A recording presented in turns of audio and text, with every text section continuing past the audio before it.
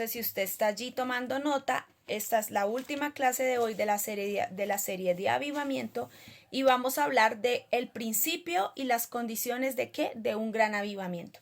Un gran avivamiento no se da porque todos seamos buenos, un gran avivamiento se da por corazones insatisfechos que anhelan que el propósito de Dios se manifieste en medio de nosotros. Para esto vamos a leer Mateo capítulo 10, del verso 16 al 46. Y usted dirá, es mucho, pastora, al 40. Pero vamos a leerlo para poder saber de qué vamos a hablar. Amén. Entonces dice la palabra del Señor. Vamos a orar antes de empezar. Padre, damos gracias a ti en esta hora, Señor, por este tiempo bendito y poderoso que nos das. Permite que esta enseñanza sea no solamente recibida en nuestra mente, Señor, sino que sea aplicada en nuestra vida diaria, Señor. Toma control de los aires, Espíritu Santo, y nos tomamos unos segunditos, Señor y Dios, para orar por la nación de Venezuela, por declarar sobre ella la paz en medio de la tormenta, declarar arrepentimiento, Señor y Dios, Padre, y para declarar que así como ha venido un momento oscuro, Señor, muy oscuro sobre Venezuela durante más de 20 años, Señor, vendrá un sol de justicia para ellos, como nunca antes, Señor y Dios, y brillarán como el lucero de la mañana, Padre Santo. Yo bendigo, Señor y Dios, la vida de cada venezolano en el mundo, Señor, y que sea tu mano poderosa allí en esta gran nación, Padre Santo. Gracias, Espíritu de Dios. Amén y amén. Aleluya. Vamos a dar inicio a nuestra clase. Dice la palabra del Señor en el verso 16 al 40. Miren, los envío como ovejas en medio de lobos. Por lo tanto, sean astutos como las serpientes e inofensivos como las palomas. Tengan cuidado, porque les entregarán a tribulaciones y los azotarán con látigos en las sinagogas. Serán sometidos a juicio delante de gobernantes y reyes por ser mis seguidores, pero esa será una oportunidad para que les hablen a los gobernantes y a otros incrédulos acerca de mí. Cuando los arresten, no se preocupen por cómo responder o qué decir. Dios les dará las palabras apropiadas en el momento preciso. Pues no serán ustedes los que hablen, sino el Espíritu de su Padre hablará por medio de ustedes.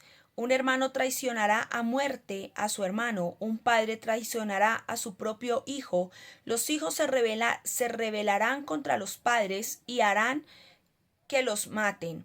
Todas las naciones los odiarán a ustedes por ser mis seguidores, pero todo el que se mantenga firme hasta el fin será salvo. Cuando los persigan en las ciudades, huyan a la siguiente. ¿Qué? Cuando los persigan, en una ciudad, huyan a la siguiente. Les digo la verdad, el Hijo del Hombre regresará antes de que haya llegado a todas las ciudades de Israel. Los alumnos no son superiores al maestro y los esclavos no son superiores a su amo. Los alumnos deben parecerse a su maestro y los esclavos deben parecerse a su amo. Sí, a mí, el amo de la casa me han llamado príncipe de los demonios, y a los miembros de mi casa los llamarán con nombres todavía peores. Así que no tengan miedo de aquellos de los que amenazan, pues llegará el tiempo en que todo lo que está encubierto será revelado y todo lo secreto se dará a conocer a todos. Los que ahora les digo en la oscuridad, grítenlo por todas partes. Cuando llegue el amanecer, lo que les susurró al oído, grítenlo porque grítenlo desde las azoteas para que todos lo escuchen. No teman a los que quieren matarlos. El cuerpo no puede tocar el alma. Teman solo a Dios, quien puede destruir tanto el alma como el cuerpo en el infierno. ¿Cuánto cuestan 2 gorriones? Una moneda de cobre. Sin embargo, ni un solo gorrión puede caer a tierra sin que el Padre lo sepa. En cuanto a ustedes, cada cabello de su cabeza está contado. Así que no tengan miedo. Para Dios, ustedes son más valiosos que toda una bandada de gorriones. Todo aquel que me reconozca en público aquí en la tierra, también lo reconoceré delante de mi Padre que está en el cielo. Pero al que me niega aquí en la tierra, también lo negaré delante de mi Padre que está en el cielo. No crean que vine a traer paz a la tierra. No vine a traer paz, sino espada. He venido a poner a un hombre contra su padre, a una hija contra su madre y a su nuera contra su suegra. Sus enemigos estarán dentro de su propia casa. Si amas a tu padre o a tu madre más que a mí, no eres digno de ser mío. Si amas a tu hijo o a tu hija más que a mí, no eres digno de ser mío. Si te niegas a tomar tu cruz y a seguirme, no eres digno de ser mío. Si te aferras a tu vida, la perderás, pero si entregas tu vida por mí, la salvarás. El que los recibe a ustedes, me recibe a mí, y el que me recibe a mí, recibe al Padre quien me envió. Si reciben a un profeta como alguien que habla de parte de Dios, reciban la misma recompensa de un profeta. Y si reciben a un justo, debido a su justicia, recibirán una recompensa similar a la de él. Vamos a cerrar todo el capítulo. Y si le dan siquiera un vaso de agua fresca a uno de mis seguidores más insignificantes, les aseguro que recibirán una recompensa. Amén. Aquí el Señor habla de varias cosas. Les hizo un paseo por varios puntos de la vida, ¿no? Pero lo que más me sorprende es cuando el Señor dice, yo no vine a traer paz, sino a traer espada, ¿no? Él venía a traer juicio, Él venía a traer muerte. La espada representa muerte, ¿no? Pero también en el mundo espiritual la espada es la palabra de Dios que representa vida, amén. Entonces vamos a poner el avivamiento de la misma manera o en la misma categoría de un movimiento de las masas.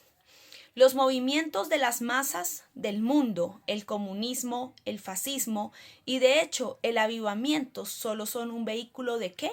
De cambio, unos para mal y otros para bien. El movimiento de una masa y el generar un movimiento como el comunismo, como el fascismo, como el odio a los judíos que generó Hitler y así sucesivamente, como tantos movimientos que han sucedido, han generado cambios en ¿dónde?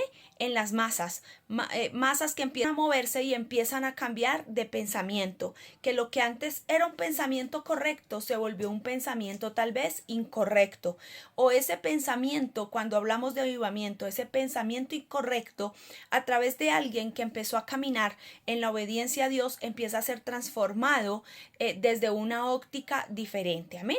Entonces solamente vemos que el movimiento es en similar es lo mismo que un avivamiento, pero los dos tienen un fin diferente.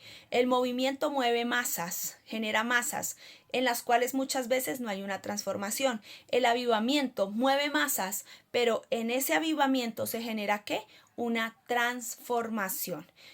Y cuando empezamos a hablar de avivamiento, ¿se acuerda que yo un día les dije de una vez que en Estados Unidos hubo un tiempo en que una universidad empezó a hacer oración y los chicos empezaron a adorar y empezó a llegar mucha gente y muchos carros pasaban y miraban y otros se quedaban y todo el mundo decía que se estaba levantando un avivamiento en Estados Unidos en una universidad?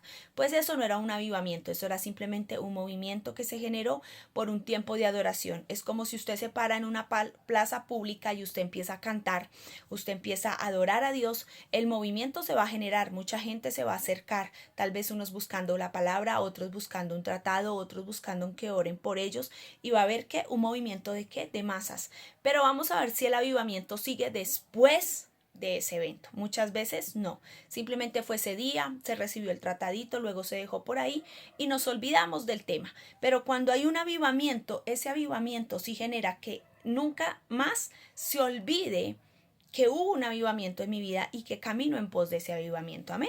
Cuando consideramos esto, el papel de un líder es vital en un movimiento masivo de cualquiera de las dos formas, sea para mal o sea para bien. Amén.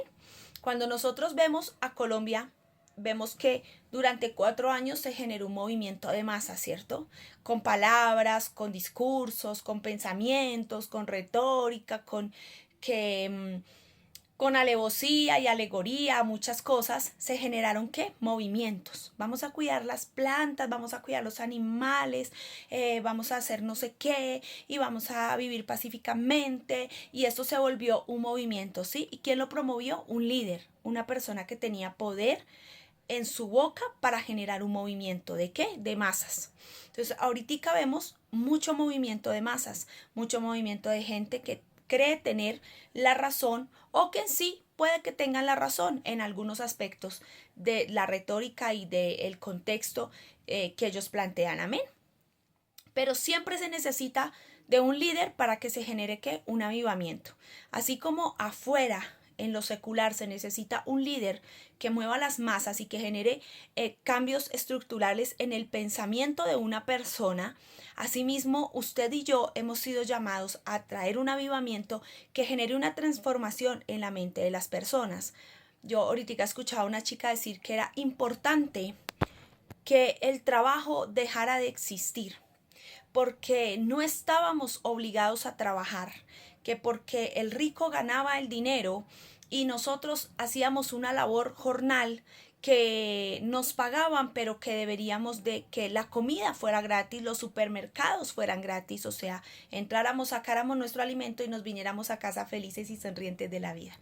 Entonces ella hablaba de volver al trueque, al feudalismo, y yo decía, qué ignorante, vamos a retroceder a la Edad Media para volvernos a un estado donde de todas maneras hay clanes, donde el que está arriba en la pirámide es el que más gana, que era la iglesia, el clero. Luego seguían aquellas personas que en la segunda lápida del triángulo del feudalismo tenía dinero, tenía recursos, y luego seguían aquí algunas gentes que no eran ni ricas ni pobres, pero aquí abajo seguían todos los pobres. Entonces se generaba un intercambio, el tiempo del trueque, ¿no? Los que estuvieron en el colegio pendientes de sociales, eso se aprendió en séptimo, octavo y noveno más o menos. En esos 3 años le repetían a usted la historia 5 veces para llenarle todo el año de estudio y que usted se fuera con esa cosmovisión clara. Así de que ella decía y apelaba a eso. Entonces, imagínese qué pensaría un campesino que tiene que labrar la tierra, que tiene que comprar insumos y que tiene que hacer un montonón de procesos para poder cultivar la tierra y para poder producir 1 kilo de yuca.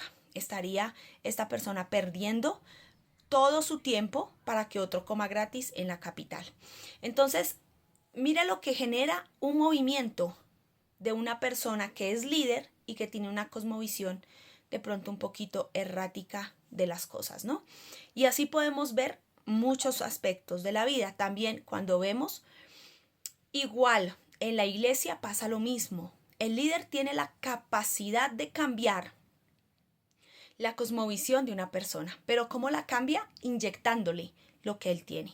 Jesús hizo eso con sus discípulos. Jesús le inyectó al pueblo, a los discípulos más bien, lo que él tenía. Algunos entendieron después de la resurrección. El único que entendió el papel en los 3 años y medio de Jesús en la tierra fue Juan. Juan lo entendió a cabalidad, pero todos los demás lo entendieron hasta después de la resurrección. Amén. Entonces, siempre un líder va a ser vital para un movimiento. El líder jamás tendrá que buscar un encuentro personal cuando hablamos de avivamiento. Un líder de Dios jamás busca un encuentro personal, jamás genera el movimiento de las masas porque yo caigo bien. No. El líder que de verdad quiere un avivamiento busca a la persona de Jesús, busca una intimidad con Jesús, busca una vida con el Espíritu Santo para que pueda generar ¿qué? Esa insatisfacción en el otro. ¿Por qué? Porque el avivamiento se trata de insatisfacción. Cuando usted algo no lo tiene conforme, usted hace algo para que eso que no le gusta sea transformado, ¿cierto? Entonces, cuando usted llega a Dios, usted llega y yo llegamos como defectuosos, con infinidad de situaciones que diríamos, wow, tremendo. Pero cuando empezamos a caminar con Dios, empezamos a ver un líder y empezamos a ver lo que ese líder hacía y empezamos a ver cómo Dios le le mostraba su gloria a través de todo lo que él hacía, a través de todo lo que él practicaba. Entonces usted empezó a ver que su líder era una persona de oración, su líder empezó a ser empezó a ver usted a ver que era una persona de ayuno, usted empezó a ver que esa persona llevaba un mensaje excelente, no milético ni hermenéutico, un mensaje de Dios excelente. Y entonces usted empieza a sentirse insatisfecho. Uy, yo la verdad es que no sé ni orar, yo lo escucho orar a él y yo no sé orar. Yo necesito aprender a orar. Se generó una insatisfacción y esa insatisfacción empezó a generar ¿qué? Una revolución, un deseo por un avivamiento. Un avivamiento es un deseo por ser mejor delante de los ojos de Dios.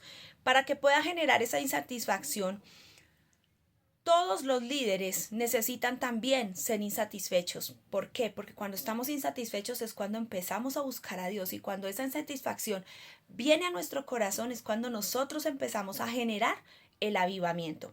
El avivamiento que va a generar un ¿qué? Un movimiento porque alguien va a decir, uy, no, es que la pastora dijo esto, yo lo voy a investigar. El pastor habló de esto, yo quiero profundizar más sobre esto, me interesó el tema, me pareció importante. Entonces empezó a generar ¿qué? Un avivamiento, un movimiento que va a traer un cambio en todos los que están alrededor de aquel que pueda ser un hombre que busque la presencia de Dios. No necesariamente tiene que ser un líder de multitudes, una persona que sepa liderar su casa. Los demás que lo ven van a querer ser como es en su casa. Amén. Para que un avivamiento venga a través de nosotros, tenemos que tener un ¿qué? Un encuentro con Dios. Si usted y yo no tenemos un encuentro con Dios, no vamos a tener un avivamiento. El hombre o el líder no puede crear un movimiento de la nada. A través de la palabra tenemos que traerla y tenemos que generarlo, amén. ¿Y cómo lo generamos? Cuando estamos en la presencia de Dios, cuando sentimos inquietud por obedecer y por seguir sus caminos, amén. Los hombres que revolucionaron el primer siglo de la iglesia en el mundo fue gente que estuvo dispuesta a morir por la causa, fue gente que estuvo dispuesta a dejarlo todo, fue gente que dentro de ellos sintieron revolución. Algo pasa dentro de mí. Hay una frase de John Stanley que a mí me marcó mucho cuando yo leí algunos libros que me tocó leer hace mucho tiempo. Esos libros hablaban sobre diferentes formas de reino y de gobierno. Entonces en una de esas había un párrafo de un extracto de la vida de John Stanley y este hombre decía, y esa fue una frase que se quedó aquí en mi mente para siempre. Él decía, la sangre de Cristo corre por mis venas, por mis huesos y es como un fuego dentro de mí. Entonces cuando yo siento esa pasión, cuando yo siento ese fuego, cuando yo siento ese deseo de buscar a Dios, de pasar tiempo con Él, de hablar con Él todo el día, de orar con Él, de preguntarle, de saber, de leer, de escudriñar, voy a generar ¿qué? Un avivamiento. Indiscutiblemente los que estén alrededor mío van a ver eso y van a querer moverse en ese avivamiento o en ese encuentro, pero para esto se necesita seguirlo y obedecerlo. Por eso él aquí les dice en el pasaje que leímos, el que quiera venir en pos de mí, niéguese a sí mismo y sígame. O sea, el que ama más a padre no es digno de mí, el que ama más a madre no es digno de mí, el que ama más a sus hijos no es digno de mí, el que ama más sus riquezas no es digno de mí. En pocas palabras Jesús estaba diciendo, si tú me amas, tienes que negarte a todo, tienes que dejarlo todo, tienes que abandonarlo todo. O sea, mi causa va a cumplir con ese propósito de que tú abandones todo y me sigas a mí. Con esto no estoy diciendo que usted ahorita deje a su familia, no, yo no estoy hablando de dejarla, de abandonarla y de irme porque me voy a dedicar a seguir a Dios y voy a dejar todo tirado lo que Dios me dio. No, su familia es el primer ministerio y su familia es la primera forma en la que Dios nos va a llamar a cuentas a cada uno de nosotros. ¿Por qué? Por nuestra familia. ¿Qué hicimos con nuestros hijos? ¿Qué hicimos con nuestros padres? ¿Qué hicimos con nuestra pareja? ¿Qué hicimos con lo que Dios nos entregó? Esa es la primera familia. No estoy hablando de salir y abandonar. Estoy diciendo es que aún si ellos no están o ellos están, usted debe tener una prioridad y es buscar a Dios. De que si ellos están, usted tiene que hacer lo que Dios le ha llamado a hacer. Si ellos no están, usted igual tiene que seguir sirviéndole a Dios, porque es una prioridad servirle a Dios. Y servir a Dios, yo siempre lo he dicho, no es solamente ir y hacer un aseo en la iglesia, no es solamente ir y cantar, no es solamente ir y predicar, no es solamente ir y dirigir un servicio, no. Servirle a Dios es hacer todo lo que vemos que Jesús hizo y la forma en la que Él caminó en esta tierra, eso es seguir a Cristo, amén. Entonces, seguimos. Hay una frase en la Biblia que dice los hijos de las tinieblas, y creo que la leímos aquí, pero pues esta es otra versión, no está tan textualizada como yo lo voy a decir aquí. Los hijos de las tinieblas son más sagaces que los hijos de la luz, ¿cierto? O que los hijos de Dios. Esto significa que los hijos de las tinieblas saben reconocer. Mire lo tremendo. A veces nosotros decimos, no, nosotros sabemos reconocer los tiempos. Y mi esposo ahorita hablaba con alguien de los tiempos y es verdad que nosotros no conocemos los tiempos. Nosotros no conocemos nada de los tiempos. Nosotros caminamos y vivimos y existimos porque existen fechas, días y años, pero no porque a nivel espiritual nosotros conozcamos los tiempos.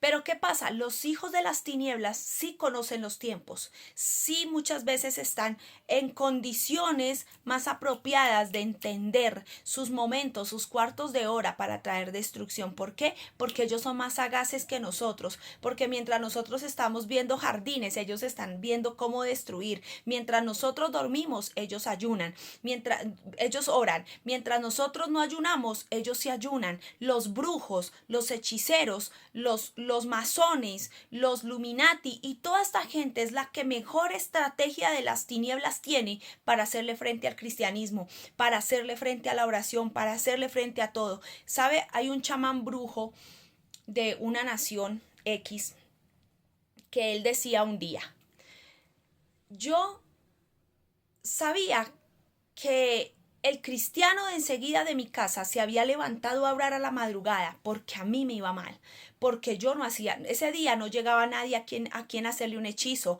a quien hacerle un amarre, a quien leerle el cigarrillo, el tabaco, a quien leerle el chocolate, el tinto, no llegaba nadie y yo sabía que él se había levantado a las 3 de la mañana. Mira el poder que nosotros tenemos, mira el poder de nosotros y cuánto nosotros desaprovechamos, porque es real, nosotros desaprovechamos ese poder que nosotros tenemos y ellos sí andan avispados. Nosotros el mes de octubre, nosotros decimos sí es el mes de la Biblia, pero no bombardeamos ni un solo día las redes sociales con pasajes bíblicos, con una explicación profunda de un texto bíblico, no. Nosotros esperamos al 31 de octubre, el día que el diablo ya los brujos hicieron un mes de ayuno, ya se robaron niños para hacer el sacrificio, ya oraron y amarraron todos los dulces, porque suena loco usted ir a la pastora si es extremista, no. Todos los dulces que venden ese día a nivel mundial ya vienen consagrados para que el niño reciba algo hechizado, algo embrujado, algo consagrado a las tinieblas, amén. Entonces, mientras nosotros planeamos la última semana de octubre, el hacer algo para entretener a los niños 3 horas y darles unos dulces para que no vayan a la calle a buscar dulces cantando triqui triqui Halloween, ya Satanás ha hecho un mes, sus brujos han hecho el mes completo ayuno y el 31 ya no están trabajando, ellos ya están haciendo los sacrificios que requieren para las 12 de la noche del 31 de octubre. Entonces vea cómo ellos sí son más sagaces que nosotros. Nosotros les damos a nuestros hijos de comer y ni siquiera a veces oramos por lo que les damos. Ni siquiera a veces bendecimos el alimento mientras lo estamos preparando para entregárselo a nuestros hijos. Pero el brujo sí oró por todos los dulces a nivel mundial. Yo no le estoy diciendo que consagren todos los dulces en una montaña y empiecen a orar. No. Eso es un tema de que ellos ya vienen orando en las montañas, ellos ya vienen decretando cosas en los montes, porque en los montes donde Dios le habla al hijo de él, a su hijo, a aquel que establece como su hijo, Satanás también va al monte a donde sus brujos para hablarles, para mostrarles. Entonces desde allá hechizan. Usted sabe que una cosa es simbólico de muchas cosas. Usted puede tener un puñado de sal, pero usted con un puñado de sal puede contaminar o puede bendecir. Usted no necesita tener todos los kilos de sal del mundo para maldecir una tierra. Usted solamente necesita un puñado de sal. Usted no necesita un puñado de sal y todo el bulto de sal para bendecir una ciudad. No, con un solo puñado usted bendice o usted maldice. Entonces, mientras ellos son más sagaces, nosotros estamos viendo, ay, si les hacemos la canción de Grandes Héroes o si le cantamos esto y qué actividad le hacemos. No, es que esa no me gusta. Ya el diablo ha hecho un trabajo con su equipo de trabajo, valga la redundancia, para poner a muchos niños en rebeldía, en desobediencia a los padres, en adicciones a las drogas, en pornografía infantil, en videojuegos, atados a videojuegos y a muchas cosas. ¿Por qué? Porque nosotros somos demasiado, perdónenme lo que voy a decir, demasiado lentos. Pero los hijos de las tinieblas sí son más sagaces. Y hoy yo oro para que eso se invierta, para que nosotros seamos sagaces y las tinieblas tengan que retroceder y queden anulados, queden bloqueados y no conozcan el destino, desconozcan, se enloquezcan, no les llegue la intención de maldad a ellos y a nosotros nos llegue la revelación de transformación. Amén. Ellos sí saben escoger los tiempos apropiados, nosotros no. Los hombres nunca entran a un cambio radical, nunca se entregan, nunca se dan a un cambio radical hasta que estén intensamente descontentos con el presente. O dígame usted, ¿nosotros hemos buscado a Dios en tiempos buenos antes de conocerlo? No, jamás. Yo busqué a Dios cuando yo estaba, pero ya grave. Yo me iba a quitar la vida un día antes, yo iba a dejar a mis hijas huérfanas, iba a acabar con mi vida. Y ahí cuando estaba mal, re mal de los males, ahí fue donde Dios apareció. Ahí fue donde yo me senté en un andén y ahí fue donde yo busqué a Dios.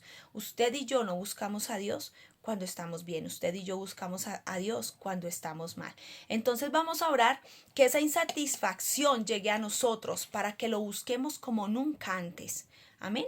Se necesita estar intensamente descontentos con el presente para buscar a Dios. Entonces oremos. Si usted dice yo busco a Dios a veces, yo busco a Dios de vez en cuando, de pronto no tengo una disciplina, de pronto paso por esto, una semana sí, otra semana no, usted va a decirle, Señor, yo necesito generar, que necesito tener el querer como el hacer para sentirme tan demasiado descontento de mi presente que quiera un futuro mejor, que quiera algo mejor. Si es una palabra que Dios me ha dado, Señor, yo me quiero coger de esa palabra para sentirme descontento de lo mediocre que soy hoy, porque quiero ser lo que tú has dicho mañana. Amén. Seguimos. Dios nunca envió a Moisés a liberar al pueblo de Egipto hasta que los israelitas perdieron la esperanza de reforma en Egipto. Hasta que ellos no se sintieron que no podían salir de allí, que ya no tenían esperanza, fue que Dios tomó la decisión de enviar a Moisés. Amén. Hasta que los hombres lleguen al punto de no buscar sus propias ambiciones, no están preparados para un avivamiento verdadero. Amén. Hasta que usted y yo no estamos completamente determinados a dejar todas nuestras cosas de lado para buscar a Dios, no estaremos completamente preparados para un avivamiento. No, es que de fin de año mi familia se va de paseo. Imagínense, van a ir a la playa, yo tengo que ir con ellos. No, pero es que Dios desde enero me dijo, desde junio me dijo que me metiera en un ayuno. Pero está por encima, ¿qué? La playa, el paseo, el pasarla rico y el ayuno quedó en veremos. Y el ayuno quedó por ahí embolatado. Señor, en enero cuando yo llegue a viajar, yo lo hago. Ese es el tipo de cosas que nosotros tenemos que aprender a cambiar y a entender prioridades. Porque yo hoy vengo a decirle algo, cuando usted y yo llegamos a Cristo dejamos de pertenecernos a nosotros. Así es que nosotros empezamos a caminar en algo que se llama una vida que no es la mía, viviendo la vida del otro. Y usted y yo debemos de vivir esa vida del otro, o sea, de Cristo, para de verdad poder cumplir con el objetivo de Dios. Y eso también tiene que ver con negarnos a planes, a deleites, a paseos, a risas, al show mediático del fin de año para estar en su presencia tal vez, a dejar el paseo por meterme en un ayuno, a dejar el paseo por ir a predicar. ¿Y sabe qué pasa? Que cuando usted y yo empezamos a caminar en la absoluta y perfecta voluntad de Dios, buscando ese gran avivamiento del cual usted y yo queremos hacer parte, Dios empieza a cumplir sus sueños junto con los de él. Entonces él dice, ella quiere viajar por el mundo, ok, voy a abrir una agenda donde la inviten a predicar, cosa de que ella conozca otros países, vaya al restaurante de tal país, la inviten a almorzar y ella pueda predicar la palabra. Entonces, cumpliendo mis sueños, va a cumplir los de ella. Ese es Dios. Y esa es la importancia de un avivamiento. El avivamiento no es una frase. El avivamiento es romper estructuras, es negarnos a nosotros mismos, es dejar de ser lo que nosotros somos, lo que nosotros queremos, sino empezar a caminar en lo que Él quiere que nosotros seamos. Amén. Lucas 9:23. Vamos a leer Lucas 9:23.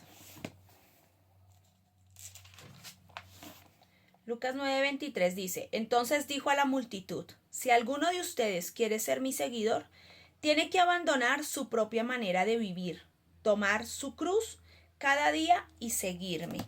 Tiene que abandonar. Ahí no dice que tiene que, acomódela aquí a un ladito para que la pueda hacer. No, abandonar. Busque el significado griego de la palabra abandonar. Yo no lo busqué, pero se lo dejo de tarea. Búsquela. ¿Qué significa abandonar? ¿Sabe? Abandonar la causa del yo. Ay, no le está diciendo que abandone a su esposo. Ay, no, es que yo oro 8 horas al día, pero él ora 3, entonces yo no quiero estar con una persona así. Yo quiero un avivamiento, entonces como yo oro más, entonces yo lo voy a dejar y me voy a internar lejos en el bosque porque yo quiero un avivamiento y él lo quiere a medias, o viceversa. No, yo no estoy hablando de ese abandonar. Abandonar las propuestas del yo. Abandonar el yo que hemos cargado por años y empezar a caminar en él. El que dice, el que quiere, el que anhela, el que desea, cuál es su propósito, cuál es su diseño, cuándo estoy listo para hacer eso, cuando me niegue al yo. Amén. El que quiere seguir en pos de mí tiene que negarse, no hay otra forma. No hay otra forma, no hay otra estrategia. La Biblia no marca otro plan, no hay plan B, hay un plan A. Dejar todo, abandonarlo todo lo que yo soy y dedicarme a Él. Y yo creo que este tiempo de avivamiento no solamente le está enseñando a usted, me está enseñando a mí. Yo le decía hoy a mi esposo, yo estoy golpeada con esta serie, regolpeada. O sea, si alguien ha sido golpeado con esta serie por todo lo que dice, he sido yo. Porque he aprendido tanto y he tenido que pedir tanto perdón mientras la escribo, porque he entendido que de verdad no he hecho nada.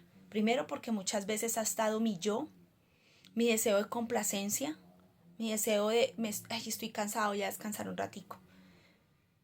Y de muchas cosas que tal vez he podido hacer y he dejado de hacer. Y he llorado lágrimas sacando esta serie.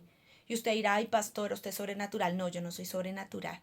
Es que cuando estamos insatisfechos, Dios empieza a mostrarnos que la insatisfacción viene por causa de nuestras propias equivocaciones y de cosas que nosotros podemos mejorar y podemos hacer diferente. Amén. La disposición de un autosacrificio se da cuando percibimos algo mayor que nosotros mismos. Pedro, Pablo, Silas, Timoteo, Bernabé y todos los más de 28 apóstoles y todos los profetas que hay en el Antiguo Testamento encontraron una insatisfacción en sus vidas y encontraron que había algo mejor que lo que ellos tenían hasta el momento. Pedro encontró que Jesús era mejor que pescar en peloto a las 2 de la tarde, 3 de la tarde, 10 de la mañana, hasta encontrar 5, 10 peces. Él encontró algo mejor, por eso dejó las redes y se fue a pescar hombres, mujeres, niños, ancianos, sedientos de Dios, porque entendió que lo que él tenía no era mayor que lo que había frente a él y salió corriendo tras eso grande y poderoso. Amén. Entonces, cuando nosotros entendemos eso, entendemos la acción del reino. Entendemos en realidad el propósito de decir soy cristiano. Porque soy cristiano, todo el mundo dice yo soy cristiano. Y hay una palabra que después del año 2000 se familiarizó mucho en el mundo. Pero que no todo el mundo tiene el contexto de esa palabra y es Dios te bendiga, Dios te bendiga. Ahora el más impío, el matón y el sicario te dicen Dios te bendiga. pero no hay un contexto de esa palabra. El Dios te bendiga va más allá, el Dios te multiplique va más allá. Entonces, a veces no conocemos la profundidad de las palabras de la vida de Dios y simplemente lo cogemos como un amuleto. Pero el sacrificio y el autosacrificio nos llevarán a entender que hay algo mejor delante de nosotros y no es lo que nosotros ni tenemos ni pensamos. Hay un reverendo llamado Eliot. Este hombre trató de llevar el evangelio a las personas nativas de Ecuador. Y él entendió algo que yo sé que hoy nosotros necesitamos entender en cuanto a la causa de qué, de la pertenencia. Y es que él entendió que era mucho más importante el mundo en el que él pertenecía, que se llamaba Cristo, reino de los cielos, a lo que él tenía, a su propia vida. Él entendió que más importante que su vida era la vida de aquellos nativos que necesitaban escuchar el nombre de Jesucristo. Amén. Yo le decía ahorita a alguien que uno no tiene dinero. Yo tuviera dinero, ya hubiese armado un grupo de personas y ya me hubiese ido para Venezuela y ya hubiese llevado un cargamento con comida y ya hubiese llegado a armar una mesa para hacer sopas y repartirle a la gente. Ya me hubiese puesto tal vez guantes para ayudar a limpiar niños, no sé. Si hubiese tal vez ese recurso, hubiese una campaña de acompañamiento a muchos de allá. No lo hay, pero como decíamos, algún día Dios permitirá que eso sea así. Amén.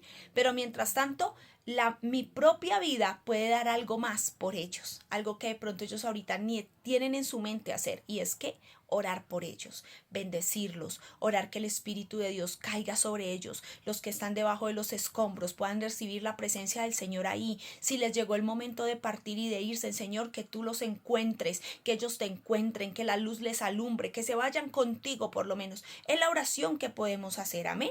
No estamos allá de pronto para entender lo que ellos están viviendo, pero si estamos aquí de este lado y sabemos que para Dios una vida vale demasiado. Este hombre Eliot entendió que la vida de él no tenía tanto valor como la vida de tantos nativos indígenas del Ecuador que necesitaban escuchar la palabra de Cristo. Amén.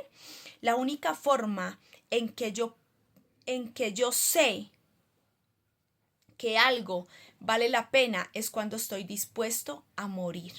Cuando usted y yo estamos dispuestos a morir, es allí cuando usted y yo estamos dispuestos a comprender en esta mente finita que vale más la pena lo que estoy dispuesto a hacer por amor a Dios que lo que yo pueda tener. Amén. El avivamiento de los hechos va a ser repetido, obvio sí, cuando tú y yo estemos dispuestos a llegar al punto de entender el propósito de Dios. Cuando tú y yo estemos dispuestos a vivir la vida de otro, cuando tú y yo estemos dispuestos a entender que el propósito de Dios es más grande y más poderoso que el propósito tuyo y que el propósito mío. Y yo puse una frase aquí en mayúscula que quiero leérsela. Para un hombre que no tenga el sentido de pertenencia, la mera vida es lo único que le importa. El que no tiene sentido de pertenencia de nada, solamente le importa la vida. Por eso muchas veces, y lo voy a decir con mucho respeto y con mucho amor, pero sí con mucha autoridad en Dios, muchas veces no tenemos ese sentido de pertenencia por la iglesia, entonces por eso no es importante, por eso vale poco o por eso no tiene el valor agregado de si yo tengo que hacer esto en mi casa, yo lo hago, pero en la iglesia no. ¿Por qué? Porque no tengo un sentido de pertenencia. Entonces lo único que termina importándonos es nuestra propia vida, nuestros propios intereses, nuestra propia casa, nuestro huequito de 4x4 con 4 paredes y una puerta al que pertenecemos. Amén. Se lo digo con mucho amor, pero se lo digo también con mucha autoridad. Para que un hombre tenga sentido de pertenencia, tiene que perder el amor por su propia vida. Tiene que dejarle importar su propia vida para hacer la vida que Dios quiere que se haga, para hacer la vida del otro, no la mía. Y no estoy hablando del otro vecino, no estoy hablando de la vida de Cristo en nosotros. Amén. Jesús preparó a sus seguidores para tener voluntad de ser mártires, y esto era lo que ellos enfrentarían finalmente. Él los separó de su individualismo para asimilarlos en su propia causa. Ellos dejaron de vivir en su área individual, en ellos. Esto es lo mío, mi barca, mi red, mis peces. Esto es lo mío, decía Pedro. Y Dios lo preparó para sacarlo de allí. Y cuando vino el Pentecostés y cuando vino la gloria, el individualismo en Pedro había muerto, porque llegó a la sinagoga, al templo de la Hermosa, y le dijo, yo no tengo plata ni oro, pero yo lo que tengo te doy. Y lo levantó, levántate y anda. ¿Por qué? Porque dejó el individualismo. No hubiera podido poner unción sobre peces, sino poner muerte sobre peces. Pero cuando él entendió el propósito de su vida, dejó de vivir en su individualismo y empezó a hablar afuera. Empezó a ver que no tenía necesidad de los peces del mar, sino que tenía el cielo una necesidad, y era de los peces de la tierra, de rescatar las almas, de llamar al perdido, de sanar al enfermo, de rescatar al abatido. Esa era la necesidad del cielo, y Pedro la entendió cuando dejó su causa por la causa de Cristo. Amén. Entonces, ese proceso de individualismo tiene que hacerse en nosotros. Usted y yo somos demasiado individualistas. Decían, en mi casa hay un refrán muy popular, y es, coma yo, coma mi macho y que reviente mi muchacho. Eso era cuando uno era hambriento y se quería comer todo uno solo, y los demás que miraran, que comían. Entonces mi mamá le decía a uno así, ¿se comió todo? Miren esto. Coma yo, coma mi macho y que reviente mi muchacho, decía mi mamá, porque queríamos comernos todos solos y no dejarle a ninguno. Pero cuando nosotros entendemos que el individualismo no hace parte del reino, y que el reino es un lugar donde todo se comparte, no por comunismo, donde todos somos iguales, pero donde yo doy de lo que yo tengo, de gracia recibí, de gracia doy. Amén. Entonces ahí es donde entendemos el poder de lo que es un avivamiento. Cuando estoy dispuesto a romper con mi individualismo de yo necesito, yo tengo, yo esto, yo, a morir al yo, a morir al individualismo y a ver el propósito y la causa de Cristo. Amén.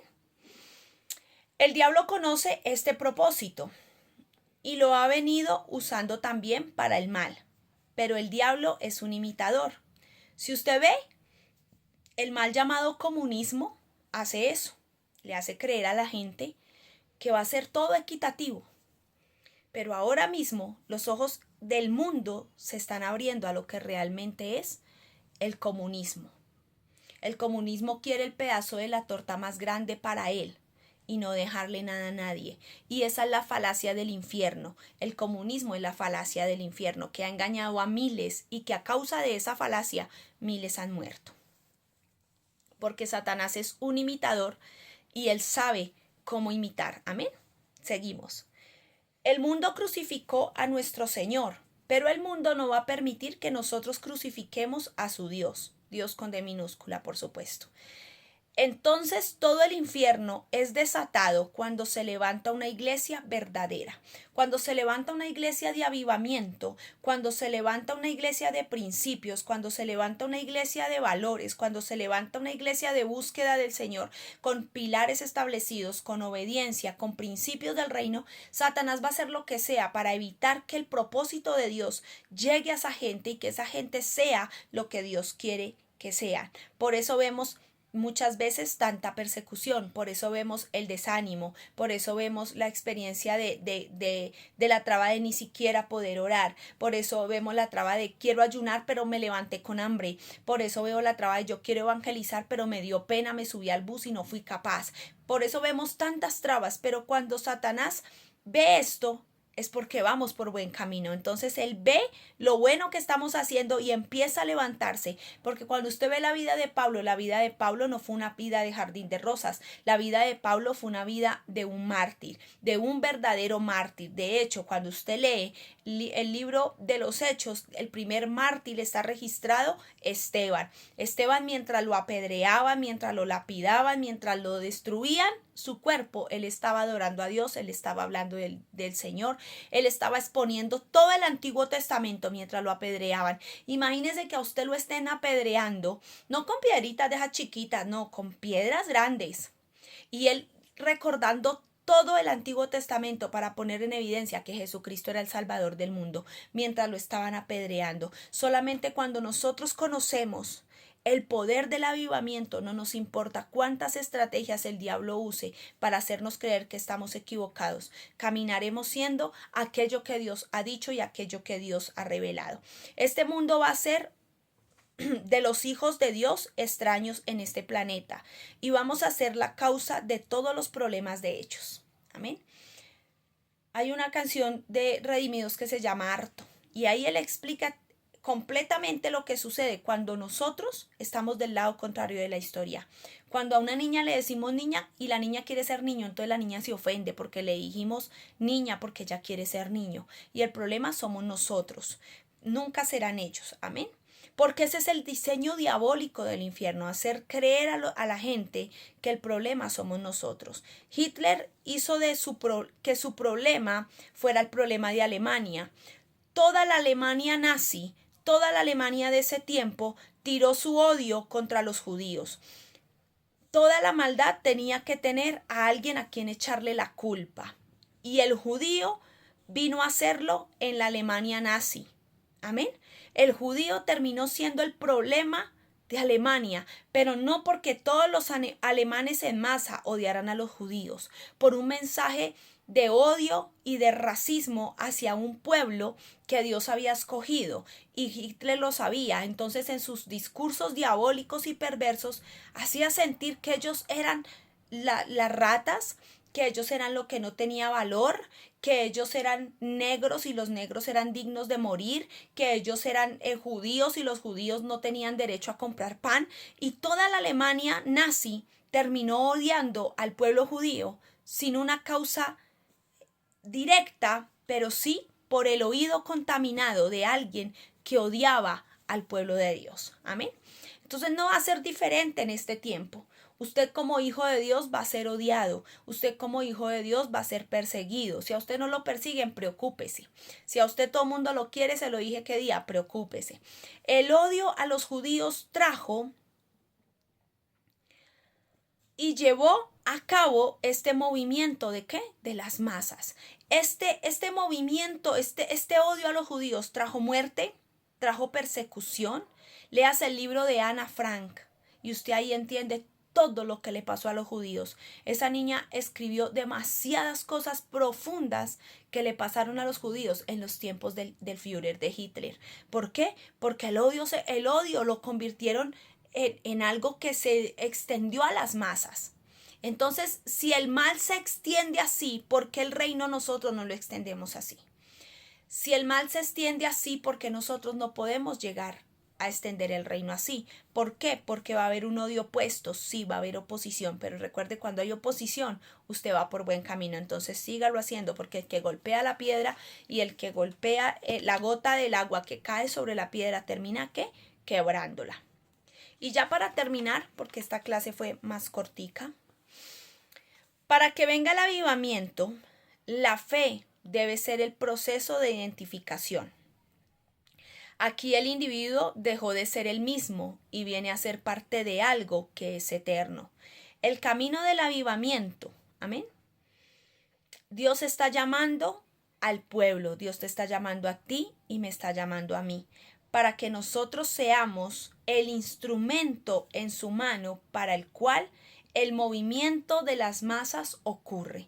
El avivamiento genera movimiento de gente, pero nadie va a estar capacitado para mover gente si no mueve el corazón de Dios antes, si no ministra el corazón de Dios antes, lo hablábamos ayer.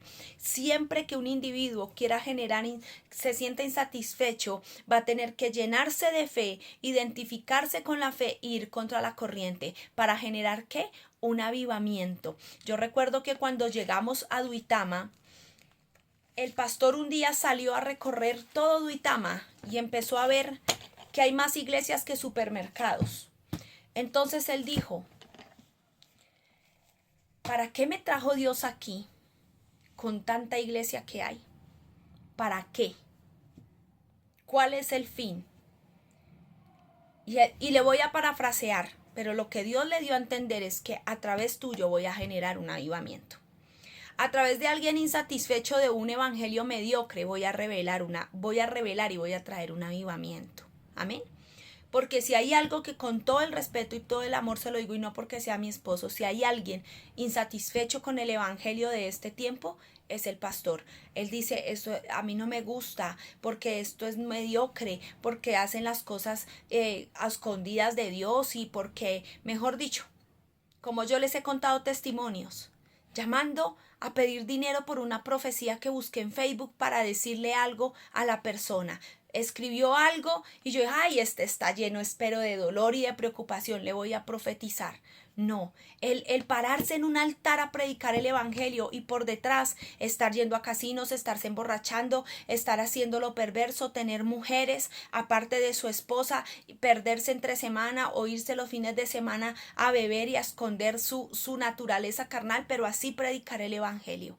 El evangelio, el avivamiento nace de una insatisfacción y esa insatisfacción en el corazón del pastor fue lo que los llevó a Duitama.